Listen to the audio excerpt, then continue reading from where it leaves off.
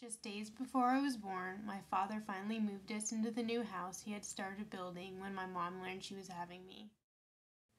His dream involved constructing a house akin to the plantation in Gone with the Wind, complete with wraparound balcony and tall white columns along the front of the house.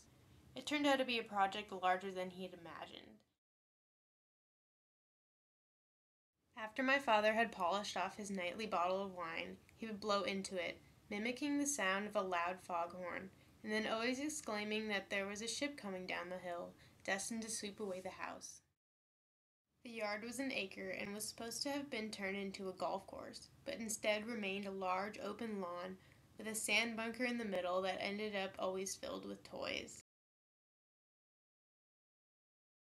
The hill leading up to the house from the yard was filled with lemon bushes, beautiful flowers, tall trees for climbing,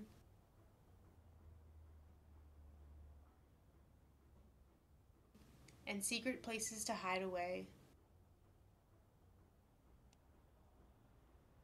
When it would rain, I would put on my rain boots and grab my umbrella and trek out into the rain, pretending I was an explorer deep within the rainforest. And eventually the wisteria my father planted wrapped its long vines around every inch of the house and began to climb inside. I would imagine the vines had a mind of their own, wrapping themselves around the house, protecting it, yet always looking for new places to extend their reach. I had a vivid imagination as a kid, but really I had no choice.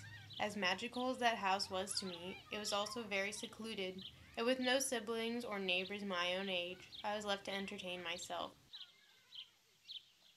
In many ways, the fantasy world I created in my head let me escape to another place, one filled with exciting possibilities and the unknown.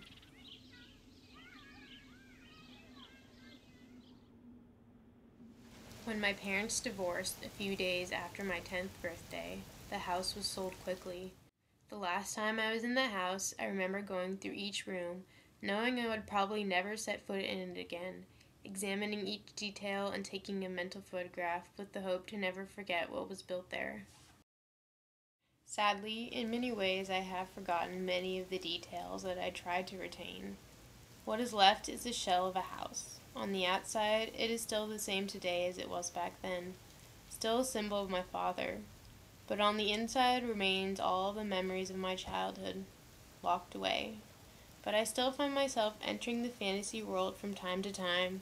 Strangely, something about the Victorian houses in Santa Cruz draws me in. I think the deep history they contain in their walls, as well as the mystery that surrounds them, like the memories of my childhood, is locked away. Now the house I live in is a far cry from that first house, always filled with people and noise and little boredom. But every now and then, when I need to escape, I can go explore the old hidden corners of the world and feel like a kid again.